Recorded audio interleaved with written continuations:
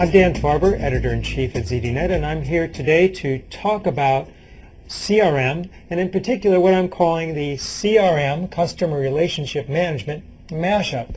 And by mashup, I don't mean some kind of web trick, but more like mashed potatoes. And that in the CRM industry, even in the application, so much consolidation of companies and IT spending that there's a big sea change going on. And it's mostly driven by one company, Oracle. Oracle's been very busy lately buying J.D. Edwards and buying PeopleSoft and recently buying Siebel. And what does it all mean? Well, it means that if you're a customer of any of those companies, you have to be questioning like, well, which CRM do I get from Oracle? Which one's going to live? Which one's going to die? I don't know. Which makes it easy for a competitor to Oracle, SAP, which is also a major company selling CRM and other applications, to come in and say, well, hey, if you don't know what Oracle's up to, we have just one product set here.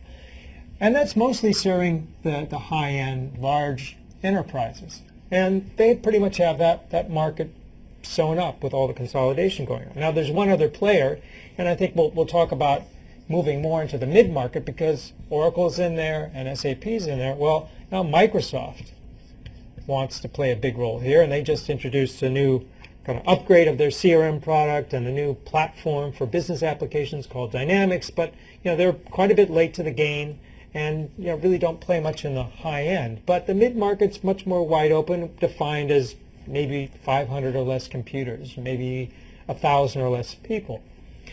But there's one more dimension to the mashup, and that is on-demand.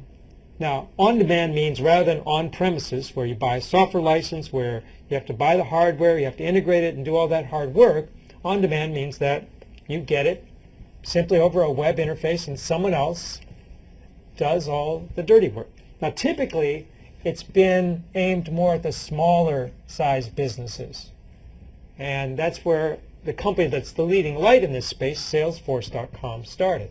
And now they're trying to move up the stack, move up into this space, get into the higher end. And they're doing that with a very interesting proposition. One is they're built from the ground up for the web, for on-demand.